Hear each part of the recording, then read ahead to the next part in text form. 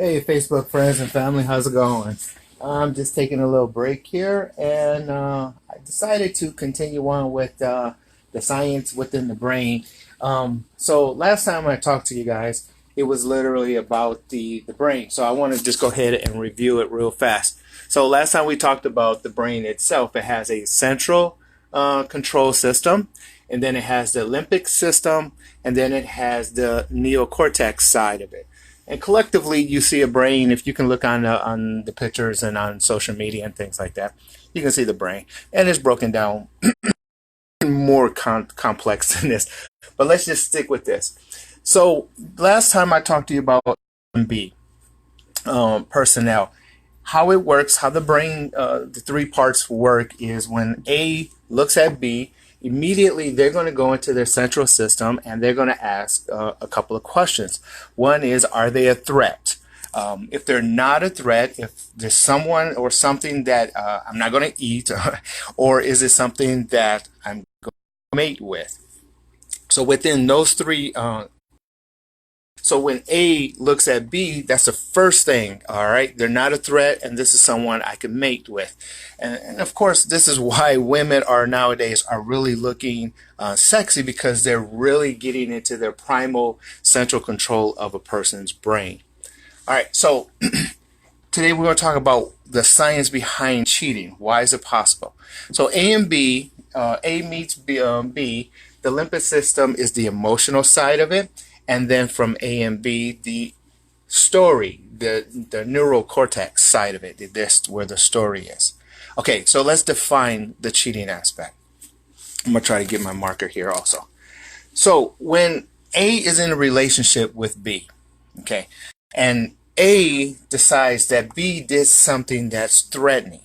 All right, so we're really talking about the central control of the brain. They're threatened to me. So let's say B lied to A. When B lies to A, then automatically that threat, the person wants to retrieve or leave, flight, the fight or flight. Sometimes I want to fight with them, or sometimes I just want to leave them. Well, let's say they're wanting to leave because B has cheated against A. Lied against A. When this happens, emotion kicks in from the limbic system.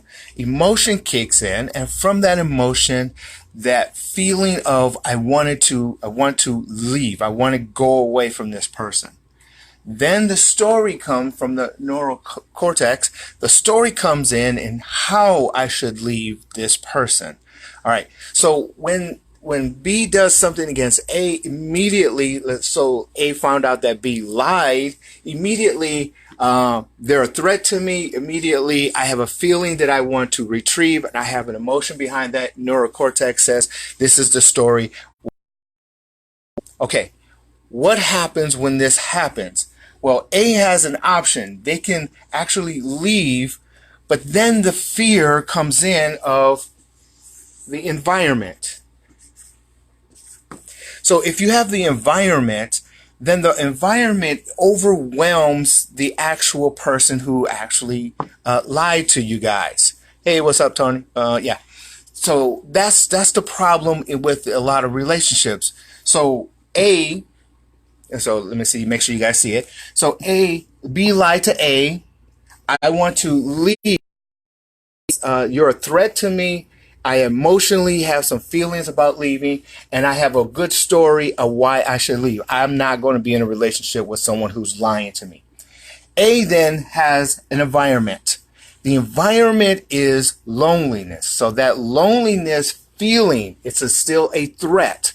Being by myself is not securing myself, so therefore it's still a threat to me. The environment of being alone is a threat. So that threat, and then I have a feeling about being alone. That's the limbic system. And then I have a story. I don't think I can do it by myself. Okay. A decides to stay with B. And so they are still together. A person A is not going to leave because of the environment. That environment is overpowering in a threatening position, meaning I'm going to be by myself. So what does A do? A simply stays with B until, let me put it right here, until person C comes in. Then A will then go with person C. Remember the brain system. So the central system says person C is not a threat. I can still mate with this person. All right. So A decides to go with B. And then over time, these two people will be together. This environment now is not a threat because this person here, person C, decided to, or A decided to be with C. That's called what we call cheating. Then when the securing of the relationship builds in, then B will be cut off. Okay. So in this concept, this is really what the science behind cheating is. So you have a person who simply is coming with another person. That threat comes along inside of the person. I'm going to put you guys over here. Good. And once that threat happens in a relationship, then it's simply, I'm going to find a replacement. I can't go out in the environment by myself. There's that threat, as well as the feeling of going by myself, as well as the neurocortex, the story behind it. So from there, that's why and how people cheat. Yep, they're not happy with it. Happy is an emotion. The emotion before happiness is the other person is threatening. Now, what is a threat? The threat is not necessarily beating me up or anything like that. It can be as little as you're not wanting to have a baby, or it's you're wanting to do your own thing and we're not partners anymore. It can be any of those ideas of the threat aspect from the neocortex, from the central system side of it. Now, how do we fix the cheating aspect of a person? How do we fix them leaving the relationship? Well, we have to deal with that primal thought process in the central control, and that is we got to give them reason to say, I'm not a threat anymore. So what does that mean? Well, if I lie to you, I need to prove that I'm not a liar anymore, and that just simply takes time and evidence. Give it time and evidence, because what's the alternative?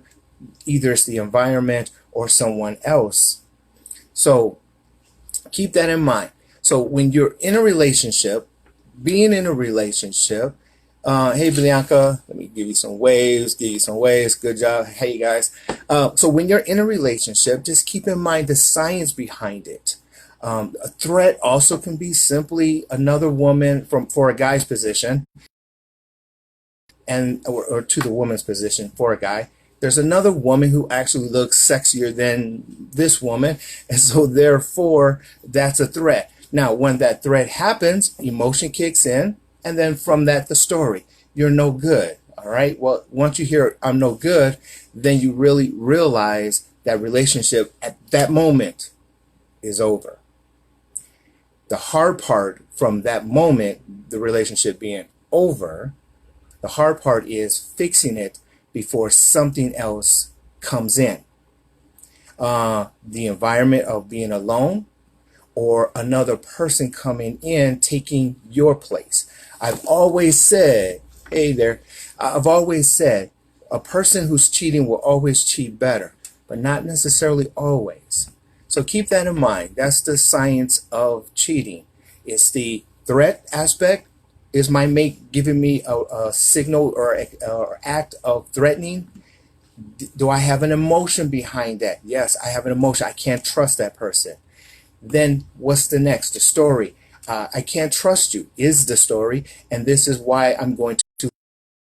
When I leave will determine of the person and also the environment or other persons, or however that works.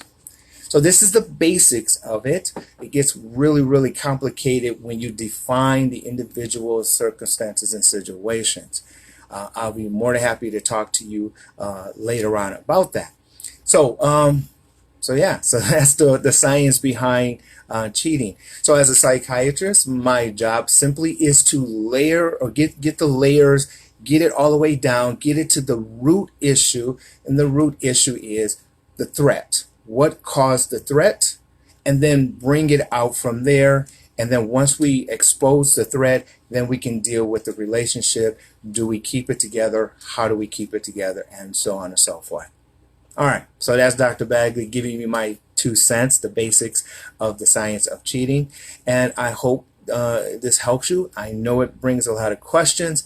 So please give me your questions. If it's really personal, go to Messenger and message me the question. We don't want to get your private out in public too much. All right, guys. Thank you very much for watching me. I'm watching time. You're doing great things. Happy New Year's, and let's continue on. If you have any more topics or questions that you would like for me to address, let me know, and we'll go from there. Thank you very much, and have a great, great day. Bye-bye.